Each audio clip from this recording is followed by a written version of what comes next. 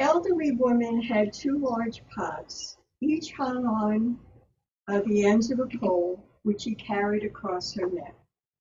One of the pots had a crack in it, while the other pot was perfect and always delivered a full portion of water. Can you hear me back there? I can hear you. I'm sorry. At the end of the long walks from the stream to the house, the cracked pot arrived only half full. For a full 2 years, this went on daily, with the woman bringing home only 1.5 pots of water. Of course, the perfect pot was proud of its accomplishment, but the poor cracked pot was ashamed of its own imperfection and miserable that it could only do half of what it had been made to do. After 2 years of what it perceived to be bitter failure, it spoke to the woman one day by the stream. I am ashamed of myself because this crack in my side causes water to leak out all the way back to your house. The old woman smiled. Did you notice that there are flowers on your side of the path, but not on the other pot side? That's because I have always known about your flaw. So I planted flower seeds on your side of the path, and every day while we walk back, you water them. For 2 years, I have been able to pick these beautiful flowers to decorate the table. Without you being the way you are, there would not be this beauty to grace the house. Much like the cracked pot, our limitations and imperfections may lead us down a different path, but they can also unveil something truly exquisite that we might have otherwise overlooked. Truth be told, we are all crackpots, perfect in our imperfection. And someday, if it hasn't happened, Lynn, somebody may call you a crackpot. You just smile like a Cheshire cat because you had the secret.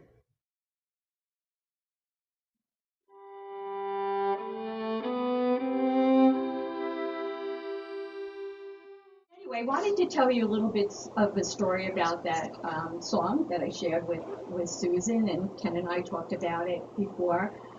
I listened to that song, and Carole King's version is the version, and she wrote it and whatever, but my first recognition of that song really started with a James Taylor cassette.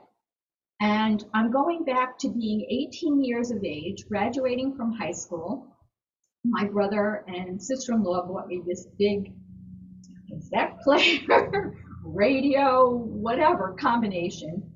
And one of the first cassettes, I almost said CD, that I got, I believe was this James Taylor, and I don't even remember the name of the actual album itself. But I do believe that Ken McHugh got it for me. Now, I could be wrong. It's 55 years later, but that song always was very significant to me because at any stage of relationships, there's the relationship, the friendship, and whatever develops further, as a close friend, as a bestie, whatever the case may be, or as a relationship. So that song was always very significant to me. And, when you think about it, that was 1971. Oh my gosh, and these songs live on because there's such great meaning to them. So in saying that and giving you a little history of that song and my take on it, over the last almost 2 years that we're involved, Shalane and Susan and myself in this ministry program, it has been interesting, the camaraderie and the friendships that have developed. Nobody was for themselves. Everybody was for helping each other in any way they could to get to the point of understanding the information that Sharon and Bill were giving to us, and also to be like, oh my gosh, I don't know what I'm doing. Can you help me through this? And the other reverends that are here, Leslie and Alex and looking to the other people, Sharon, because she did it at a different level, all know what that was like to rely on other people to be supportive, to get them to the goal that they were trying to reach. And so this has been a very interesting journey for me. We use the word journey, whatever, transformation, whatever you want to use, because I feel to myself that a couple of years ago when this program started, I thought, what, are you crazy? There's a lot of assignments. I mean, she's not a slave driver, but there are a lot of assignments that go along with doing the preparation for this. There's a lot of things to learn. There are a lot of different types of things that you have to be involved in. And I thought, why am I doing this? I have gotten to the point of my life where, I hate to say it sounds trouble, I don't have to do much anymore. I don't have to tax myself much. And when I don't want to tax myself doing something, Ken takes over. It's great. So my point was, why am I doing this? And then it got to the stage of thinking, well, you know what? I'm proud of myself. There were a few times that I came to Sharon, I'm like, I don't know if I can do this. These assignments are difficult, and like this. And there was always support from Sharon, Susan when we would talk, and from Ken when we were in Florida. How many times I pushed him out of a room because I was taking up the dining room space or the kitchen area, and he was in the middle of watching some sport, which you don't mess with him when he's watching sports, but he moved himself in support of what needed to be done. So that is what I found from this, is that the friendships have come out of hard work, out of being dedicated to each other. I look at every day or every Sunday that we're in this church, but I think our relationships go beyond that, go beyond this Sunday service. And I look at what we've created here, and I look at the times that we're all in support of each other. And Leslie, as I'm talking to her the other day, and she calls me up and says, I can't find that piece of music that you want.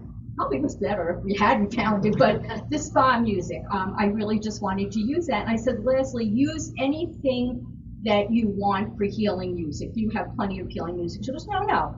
If you're personalizing this, I want to do this for you. And she found it. And of course, maybe, in retrospect, maybe it wasn't the best choice, but that's okay. We all make choices. But I, talked to Pat and I said, are you on board for doing an inspirational reading? Of course I am. And then I hear like weeks ago, well, I chose this one, but you know what? I'm looking to others. I think I'm going to keep looking. And she's moving on to find what she thought was the best and the perfect inspiration. And she found it. In my estimation, you found the perfect one that we needed to hear today. I looked to Susan and I said to her a couple of weeks ago, can you come and be part of my service on Sunday, June 30th? And Susan and her wife, Janet, had an event, a gay pride event, is that correct in saying it that way, that they were doing in New York City. So she goes, let me check with Janet. And she came back and said, yes, I'm going to be here for you and we'll go in later. And I thought to myself, Janet doesn't even really know me, but yet because of who the two of you are, she was willing to say, fine, you need to be there for Lynn, and we'll do what we have to do later. Every time with Shalane, and I looked at it and I thought, Shalane is young and she still works and she has her churches that she goes to and all the things that she does. But when I asked her, she said, yes, she would do it. And now, I don't know if any of you have heard the story, but Shalane is not where she lives in Virginia. Is that where she's originally from? Because of the storm there, she is now in the New York area, I believe, at a mall, trying to get through to us, hope we don't lose the connection, because of the fact that she's in a mall area giving us an opening prayer and a closing prayer. This is what this church brings. It brings the relationships that we all have. It brings the support that gets us through a lot of stuff. And God knows how many times I have called Sharon and I have called Pat on the verge of whatever feeling, and they've always been there. This is what I love about being here. And you've heard me say it before, but you know what? We could say it 100 times. If last weekend we were here and we were talking, it was our monthly meeting or yearly meeting? biannual, thank you, biannual meeting, and we're listening to everybody's thoughts on what we should do for the membership and what we should do to develop things further and how we should go about, increasing membership and everything. And I kind of said with Gary, and we said this yesterday too, it doesn't matter whether there are 20 people here or 100 people here. You hear the hearts, you hear the voices, and you feel the energy, and you know you're supported. And that's how we come full circle from that song of You've Got a Friend to being all of us here who have come together for different reasons. Some of us came here because of losses in our life. Some of us came here trying to search for who we really are and what the true meaning of life is. I don't know if we ever figured that out. We've all come for different reasons, but we've all found each other, whether it's 10 voices on a Sunday, 15 voices, 20 voices, 100 voices would not make any difference in this place because it's not only about that, it's about the heart of the people who come. And as we were at Tim Arku, that's how you say his name, at his Qigong energy class yesterday, there were 14 of us, and not all of us knew each other. In fact, probably a lot of us didn't. But there's always that camaraderie of helping each other through the experiences that we have. Now, whether it's the energy of the people, the energy in this center, the energy of whatever, I know that when I go out there sometimes I don't feel the same energy that I feel when I'm here. So I thank you all for that because the energy is always beautiful. I thought of all the people that I have met over the years and feel so like in awe of. And even the situation with Kim last week, our friend Kim's mom passed away about 3 weeks ago now. And she's going through a tough time. It's not easy to lose a mother. It really isn't. But Kim rises above things with a smile on her face, joking around. And one of our friends, Jeanette, had an accident that's not so good, but she's hopefully doing better, something that injured her Achilles. But there Kim went to her side to help her out during the time of her grieving because she is there for her friend. Pat, in a numerous amount of times, and I'm not picking just certain people out, I'm picking people out that I know, but you're all wonderful in your own way. But Pat does the same thing, always going to somebody to help them with what they need and to be there and to figure out a way of them, if they're in a crisis, to be out of that crisis. So I welcome the fact that in a world where we see so much that is harsh, there is so much uplifting beauty of the soul in this place and around us. And well, Ken and I were away for a couple of weeks, and we were in a country that we've never been before, between Greece and Croatia. You came across people who were genuinely nice, not just because of the fact that we were tourists and we were eating in their restaurants, or that we were taking their tour and giving money to them. They wanted us to be happy. They wanted us to remember Greece and Croatia in a happy, positive way with good friends that we met along the way. We always think of New York City, as not so nice people in the Northeast.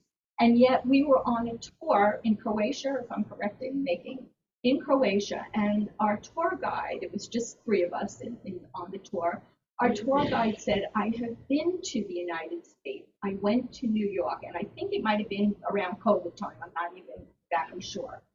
And he said, some of the nicest people I have ever met. He either came out of a restaurant or came out of his hotel, and he didn't know where to go. He didn't know what he was doing. He said he felt very strange, very awkward, like what? And either a man stopped along the way for him or he inquired. And the man said, well, I'm going in this direction 3 blocks, but you know what? I can take the time. I'll show you where it is. And he turned around and took him in the other direction and dropped him off exactly where he needed to be. So do we need to think that in other countries people are nicer? In Midwest states that people are more uplifting? And it's not that. It's finding good people and finding friends wherever you go. And I felt very blessed to be in another country learning so much about how they viewed Americans, because you don't always hear that. You hear like, oh, Americans, they think they're the power and they're egotistical. That's not what we heard. We heard very positive things like you have a beautiful country and people are so nice there. And that's how I want to think about this world in the midst of things that are not so nice. We were on a tour and we met a girl who was standing off to the side, started talking, was a young woman by herself, and she was asking us if we would save her spot when she went to inquire about something. We started talking, and she lives in Harlem, but she is from the Ukraine, and she had just gone to visit her mother and I believe some relatives in the Ukraine. And I said, oh my gosh, how did you feel about going back? And she said, I wanted to be there. She said, you're standing there and all of a sudden, and she wasn't, her mother was not in the worst of the areas, if you can say it that way, but she said, all of a sudden you're standing there and the windows are blown out. And, things are happening and you're hearing, bombs, if you want to say it that way, whatever, missiles, whatever. But she said, family, friends, love. That was what was important. And she said, we all have to understand and appreciate what we have. And she's right. Sometimes what we have is what we take for granted. What I never take for granted in my life is my friendships. I never take that for granted because I learned from my mother early on, as she would say, your friends are your gems. And I would remember that because my mother had so many friends. She was like the Pied Piper. People would just follow her everywhere she went. If she went grocery shopping, my father would say, you were due back an hour and a half ago. She said, I was going to the car and a woman needed to talk. And that's what it was. She was always there with her heart and her soul and her friendship. And that's what I want to say as I close this, that I am grateful to be part of this community, this spiritual community, for the learning aspect, but more and more for the humans, for the souls that I have met here. The friendships are incredible, and we all have to remember that there is such goodness in the world in the face of things that don't always feel good. So thank you for listening to me.